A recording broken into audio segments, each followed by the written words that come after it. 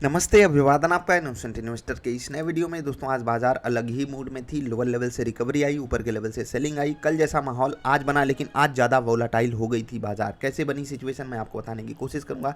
3 minute का chart आपके सामने लगा रहा हूं और ये जो चार्ट आप देख रहे हो ना, ये आज का है और यहाँ पर आप पूरी कहानी समझ गए होंगे। ठीक है, हम जहाँ से खुले हमने एक गैपअप किया था, उस गैपअप को हम सस्टेन नहीं करा पाए और वहाँ पर सेलिंग हावी होने लगी धीरे धीरे। फिर अचानक से बाजार में ऐसा कुछ हुआ जिसको कहा जाता है कमज़ोर ट्रेडर्स को बाहर निकालने वाली कंडीशन। ऐसा जब कुछ हो जाता है तो हम सब सोचते हैं कोई न्यूज़ आ गई होगी, कुछ हो गया होगा। मैं आपसे कहता हूँ न्यूज़ आए ना आए, लेकिन बाजार इसका कारण आपको दे देगी। और ये इसीलिए होता है क्योंकि औनी पौनी पोजीशन लोग बना करके बैठे होते हैं। औनी पौनी का मतलब होता है कि विदाउट एनी लॉजिक वो बाई कर लेंगे, विदाउट रिस्क रिवार्ड रेशियो वो समझे बुझे बाइंग कर लेंगे और उनको ही बाहर किया जाता है क्योंकि उनको खुद का स्टॉप लॉस पता नहीं होता है। तो वो अगर 20 पॉइंट का, 50 पॉइंट का, 80 पॉइंट का, 100 पॉइंट का स्टॉप लॉस देखते हैं, वो सोचते हैं कुछ गड़बड़ हो गया। न्यूज़ देखेंगे वहाँ पर कुछ नहीं आया, अगर आया तो अगर उनको लगता है नेगेटिव हो गया तो भी वो एग्जिट कर लेंगे। और यहाँ से जो रिकवरी आई, ये काबिल तारीफ बात है। देखिए, ग्लोबल मार्केट से हम बिल्कुल टच में रहते हैं, वहाँ कुछ भी होता है तो हमको कुछ भी झेलना पड़ सकता है। लेकिन जिस हिसाब से बाजार ने रिकवरी दिखाई है, तो ऐसा हो सकता है कल जब बाजार खुले तो एक छोटा सा गैप डाउन करे। ये मैं अभी बिना किसी उसके बात बता रहा हूँ, जनरली ऐसा होता है। ठीक है, कि बाजार एक गैप डाउन करे, यहाँ पर वो सपोर्ट लेती हुई दिखाई दे और फिर यहाँ पर फ्रेश बाइंग आए। या हो सकता है कि ये वाला लेवल भी बाजार एक बार टच करे, यानी कि जो आज का लो बना है वो कल भी बाजार टेस्ट करने की कोशिश करेगी और वहाँ से आपको फ्रेश बाइंग अगर देखने को मिली, वो ज़्यादा स्ट्रांग होगी। अगर यहीं से बाजार ऊपर चली जाती है या गैप अप कर देती है तो फिर से वही चीज़ होगा जो यहाँ पर हुआ है, फिर से बाजार अपने लिए खतरा ही बढ़ाएगी। ये मैं हिस्टोरिकल डेटा से आपको बात बताया हूँ, जरूरी नहीं कि यही चीज़ घटित हो। ठीक है, आई होप आप समझ गए होंगे बाजार ने जो किया वो। देखो, मैं बार बार बोलता रहता हूँ, बाजार अपने हर एक काम को जस्टिफाई कर देगी। हम गाना गाते रहेंगे बहुत अच्छी चल रही बाजार, बहुत अच्छी चल रही है, और फिर बाजार कहेगी आओ दिखाती हूँ मैं चीज़ क्या हूँ। ठीक है, तो चलिए बात कर लेते हैं लेवल्स की। लेवल्स आज उतना साथ नहीं दे पाए, कोशिश की लेवल्स ने हमारा साथ देने की, लेकिन ऐसी बाजार जहाँ पर मतलब अब यहाँ आप क्या लॉजिक लगाओगे, अचानक से बाजार गिरने लगी, कौन सा लेवल यहाँ पर इज्जत पाएगा? इतनी बस थोड़ी सी इज्जत पाएगा। जैसे हम लोग कहते हैं ना कि हम लोगों के यहाँ कोई रिश्तेदार वगैरह आ जाते थे 10th क्लास में, 12th क्लास में, पापा बोलते थे अरे बेटा पैर छू लो, हम कहते थे अच्छा अच्छा नमस्ते अंकल, पैर छू लेते थे। आंटी आती थी हैं, बस वही है कि बस ज़रा सा पैर छू लो और फिर गिर जाओ। समझ रहे हैं ना? यहाँ पर थोड़ा सा सम्मान देने की कोशिश की, कोई खास रिश्तेदार रहे होंगे। ठीक है, लेकिन यहाँ वाले ताऊ जी को अरे चाचा नमस्ते बस तुरंत। और यहाँ वाले ताऊ जी को एकदम भाव ही नहीं दिया। बच्चा बोला हाँ हम जा रहे हैं, ताऊ जी बोले देखो बेटा लौट के आए, तो बोले चलो चाऊ हम लौट के आए, नमस्ते कर लेते हैं लेकिन फिर हम जा रहे हैं। ठीक है, तो आज लेवल से उतना ज़्यादा सम्मान पाए नहीं। 3 मिनट की कैंडल कॉस्ट पर एग्जिट हुई, 10 मिनट की कैंडल बाई साइड का ट्रेड था जो कि स्टॉप लॉस में कन्वर्ट हुआ। और यहाँ पर मैं अपनी कहानी आपको बताता हूँ। देखिए, अगर मुझे यहाँ पर बाई नहीं मिला होता तो मैं यहाँ पर सेल साइड का ट्रेड पकड़ता फ्रेश, क्योंकि मुझे यहाँ पर बाई मिला था इसलिए मुझे यहाँ पर स्टॉप लॉस मिल गया और यहाँ से मैं यहाँ पर टारगेट बुक करता। और अगर आपको लग रहा हो ये छोटे पॉइंट्स हैं तो यहाँ पर आप चेक करो 460 और यहाँ पर आप देखिए 420, 40 पॉइंट का डिफरेंस है। जी हाँ, 40 पॉइंट का हम लगभग ट्रेड पकड़ सकते थे। गिरी गिरी हालत में 20 पॉइंट का प्रॉफिट कहीं नहीं गया था, लेकिन क्योंकि हमने यहाँ पर बाई पकड़ा था इसलिए हम यहाँ पर सेल नहीं पकड़ पाए, ये स्टॉप लॉस में कन्वर्ट हो गया, तो जो कि एक अच्छा ट्रेड होता। हम यहाँ पर भी सेल साइड का ट्रेड नहीं पकड़ पाए क्योंकि अचानक से मोमेंटम आ गया। हम यहाँ पर भी सेल साइड का ट्रेड नहीं पकड़ पाए क्योंकि अचानक से मोमेंटम आ गया। यही होता है जब किस्मत एकदम पनौती जैसी होती है। अब इसमें मैं किस्मत को भी दोष नहीं दूंगा, मैंने कहा ना बाजार हर एक चीज़ को जस्टिफाई करती है और आज जो बाजार ने किया उसको जस्टिफाई करेगी।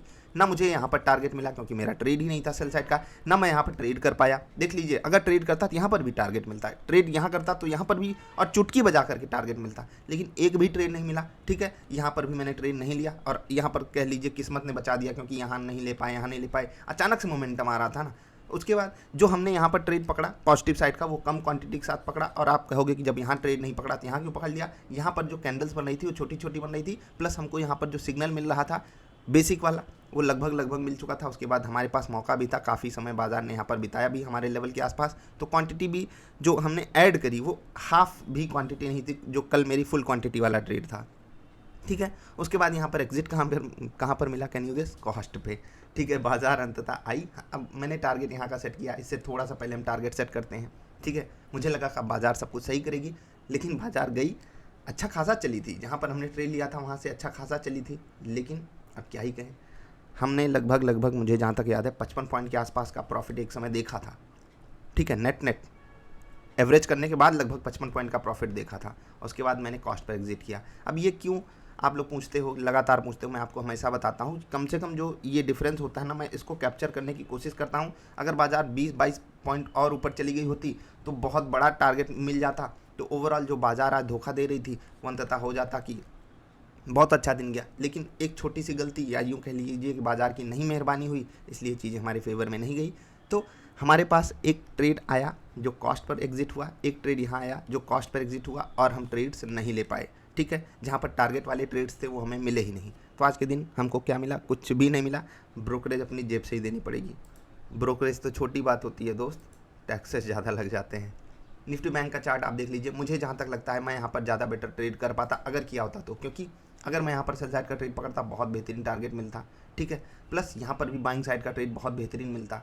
ठीक ठीक तो आप देख लीजिए, लगभग निफ्टी साइज ने भी पैटर्न बनाया है। ताऊ जी को कोई सम्मान नहीं मिल रहा है यहाँ पर भी ताऊ जी को कोई भाव नहीं मिला। यहाँ वाले ताऊ जी को थोड़ा सा भाव मिला लेकिन उतने अच्छे से नहीं। हाँ, ये वाले ताऊ जी कुछ ज़्यादा ही सम्मान पा गए, लगता है कोई हिडन ताऊ जी थे।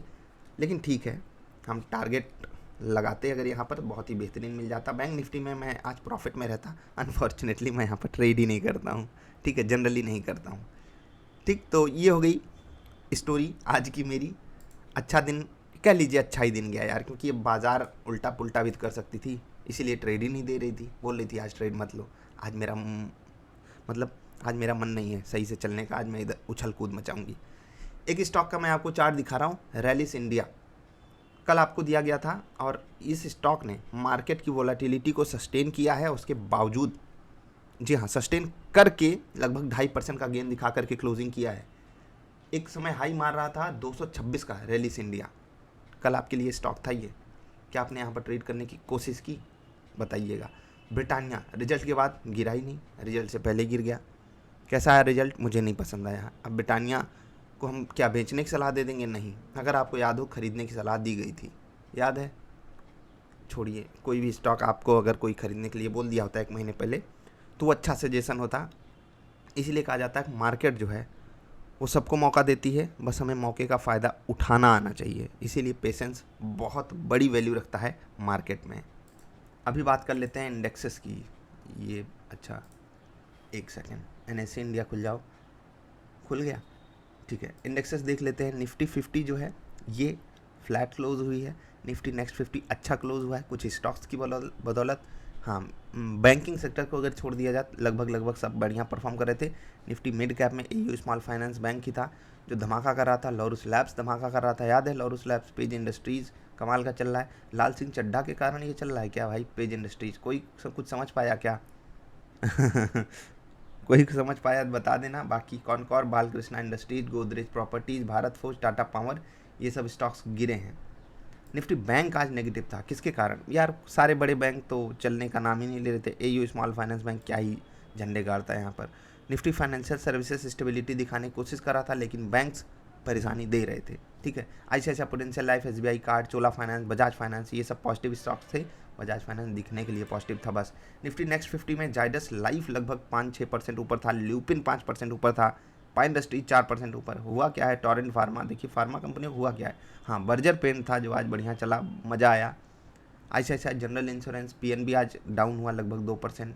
बंधन बैंक भी, इंडस टावर 1.5% नीचे। ठीक है, कुछ खास ऐसा नहीं हो गया कि बाजार में हम सोच लें सब कुछ गड़बड़ हो गया। जैसे कि इन्फोसिस देखिए आज 2% ऊपर है। विप्रो भी आज बढ़िया चल रहा था। ओवरऑल दिन कैसा गया बाजार के हिसाब से? अगर दूर से हम बाजार को देखें तो ठीक था। नीचे के लेवल से रिकवरी काबिल तारीफ बात है, और जब भी ऐसी रिकवरी आए तो उस रिकवरी का हमको सम्मान करना चाहिए, क्योंकि नीचे के लेवल पे कोई ऐसा तो था जो खरीदने की कोशिश कर रहा था। कौन है वो? ये पता चलेगा रात वाली वीडियो में, जहाँ पर हम डिस्कस करते हैं FIDI का डेटा, कल के इंपॉर्टेंट सपोर्ट और रेजिस्टेंस लेवल्स। जो भी लेवल्स मैंने मार्क करके आपको दिखाए वो बताए जाते हैं आपको रात वाली वीडियो में। यहाँ पर आप ये लेवल्स लिखे हुए भी प्राप्त कर सकते हो।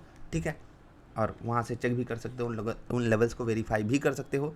लेवल्स का काम है आपकी मदद करना। अब लेवल्स आपकी मदद तो कर सकते हैं, लेकिन वो ये प्रॉमिस नहीं करते कि आपको प्रॉफिट बनेगा ही बनेगा। ठीक है, अब अगर हम सारे ट्रेड हाला हुली में ले लिए होते तो ऑफकोर्स सी बात है मुझे प्रॉफिट बन जाता, लेकिन दिल को सुकून नहीं मिलता ना। दिल को सुकून कब मिलेगा? जब मुझे ऐसा लगे हाँ मेरे लेवल को सम्मान मिल रहा है, और तब मैं ट्रेड पकड़ूँ। समझ रहे हैं ना? समझ रहे हैं? हाँ, चलिए अभी के लिए इतना ही। वीडियो पसंद आए लाइक कर देना। मिलते हैं रात वाली वीडियो में। वीडियो देखने के लिए आपका आभार। नमस्कार।